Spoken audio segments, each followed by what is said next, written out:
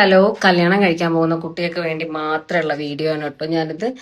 നിങ്ങൾ കല്യാണം കഴിക്കാൻ പോകുന്ന പെൺകുട്ടികളാണോ? പട്ടച്ചോൻ ഓർത്തിട്ട് നിങ്ങൾ കല്യാണം കഴിക്കണം കേട്ടോ. കാരണം നിങ്ങൾക്ക് ഉണ്ടാവുന്ന മനസമാധാനം ഫസ്റ്റ് നഷ്ടപ്പെടും.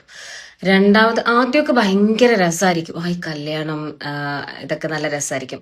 പിന്നെ നിങ്ങൾക്കില്ലേ, നിങ്ങളുടെ മനസമാധാനം, നിങ്ങൾക്ക് സന്തോഷത്തോടെ ജോലി ചെയ്ത് ജീവിക്കാൻ പറ്റുമെങ്കിലേ നിങ്ങൾ കല്യാണം കഴിക്കാതിരിക്കണം കേട്ടോ. ഇനിയിപ്പോൾ കല്യാണം കഴിക്കാൻ പോകുന്ന ചെറുപ്പക്കാരും ഇനി കല്യാണം കഴിക്കാൻ പോകുന്ന ആൺകുട്ടികളൊക്കെ ഉണ്ടെങ്കിൽ അടച്ചു നടത്തും പൊങ്കാല എഴുത കേട്ടോ. കാരണം മാരേജ് ഭയങ്കര ബോറ് ലൈഫ് എന്ന് വെച്ചാല് സമാധാനം ഇതിൽ കൂടുതൽ ഒന്നും പറയാനില്ല. നിങ്ങൾക്ക് സമാധാനം നഷ്ടപ്പെടും. കല്യാണം കഴിക്കാനിരിക്കുന്ന പെൺകുട്ടികളോടാണ് നിങ്ങൾ പടച്ചോനോർത്ത് കല്യാണം കഴിക്കരുത്. കാരണം ജീവിതത്തിൽ നിങ്ങൾക്കുള്ള സമാധാനം നഷ്ടപ്പെടും എന്ന് പറഞ്ഞു തുടങ്ങുമ്പോഴാണ് നമുക്കിതിൽ അഭിപ്രായ വ്യത്യാസം ഉണ്ടാവുന്നത്. മറിച്ച് കല്യാണം കഴിക്കാനിരിക്കുന്ന ആളുകളോടാണ് അങ്ങനെ പറയും. നിങ്ങൾ പെൺകുട്ടികളെ മാത്രം എടുത്ത് പറയല്ലേ. കാരണം കല്യാണം കഴിച്ചാൽ പെൺകുട്ടികൾക്ക് സമാധാനം നഷ്ടപ്പെടും എന്ന് പറയുമ്പോൾ ആൺകുട്ടികൾക്ക് സമാധാനം നഷ്ടപ്പെടൂലേ? അവർ സമാധാനം ആഗ്രഹിക്കുന്നില്ലേ? അവർക്ക് സമാധാനം വേണ്ടേ? അവരെന്താ കല്ലിൽ കൊത്തിയെടുത്തതാ? കല്യാണം കഴിക്കുന്നത് ടോക്സിക് ആയിട്ടുള്ള റിലേഷൻ ആയിരിക്കും, ഉള്ള സമാധാനം നഷ്ടപ്പെടും, ബോർ ലൈഫാണ് എന്നൊക്കെ പറഞ്ഞു തുടങ്ങുമ്പോൾ ഇത് ഓരോരുത്തരുടെ ലൈഫിനെ അപേക്ഷിച്ചായിരിക്കും കാര്യങ്ങൾ.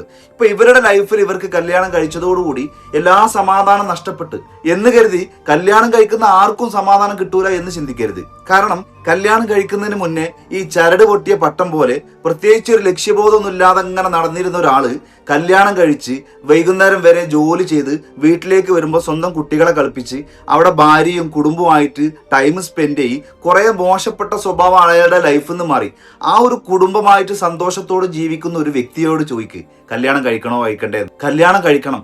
ജീവിതത്തിൽ ഒരു കല്യാണം കഴിച്ചിട്ട് സുഖമായിട്ട് ജീവിക്കണം, അങ്ങനെ ചിന്തിക്കും. എന്നാൽ മറിച്ച് ഇപ്പൊ റീസെന്റ് ആയിട്ട് ഒരുപാട് ആളുകളുടെ ലൈഫിൽ അവരുടെ ഭാര്യമാര് ഒളിച്ചോടിയിട്ടുണ്ട്.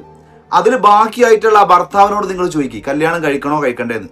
അവര് പറയും, എന്റെ പൊന്നോ ഓർമ്മിപ്പിക്കല്ലേ, കല്യാണമേ കഴിക്കരുതെന്ന് പറയും. അപ്പൊ ഏതൊരു ലൈഫായാലും ആ ലൈഫിൽ പരാജയപ്പെട്ട ഒരു വ്യക്തിയുടെ ലൈഫ് എടുത്തു നോക്കിയിട്ട് അതാണ് ശരി എന്ന് ചിന്തിക്കരുത്. അതല്ലാതെ ഇതിന് മൊത്തത്തില് കല്യാണമേ കഴിക്കരുത്, ലൈഫ് ശരിയല്ല, കല്യാണം കഴിച്ചിട്ടുള്ള ലൈഫ് മഹാബോറാണ് എന്നുള്ളൊരു മെസ്സേജ് തെറ്റായൊരു മെസ്സേജാണ്. അത് സമൂഹത്തിൽ അങ്ങനെ പരത്തരുത്.